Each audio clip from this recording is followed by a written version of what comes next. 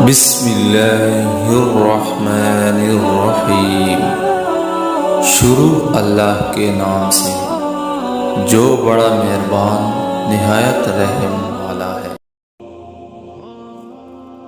نبی کریم صلی اللہ علیہ وآلہ وسلم کا ارشاد ہے کہ قیامت میں سب سے پہلے نماز کا حساب کیا جائے گا۔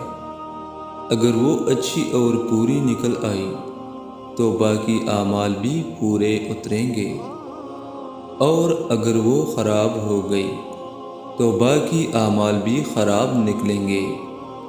فائدہ: حضرت عمر رضی اللہ تعالیٰ عنہ نے اپنے زمانہ خلافت میں ایک اعلان سب جگہ کے حکام کے پاس بھیجا تھا کہ سب سے زیادہ مہتمم بشان چیز میرے نزدیک نماز ہے۔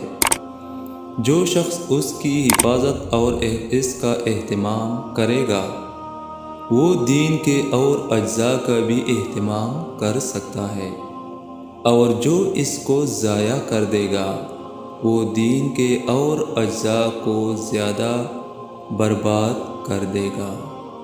یہ روایت رواہ الطبرانی سے ہے۔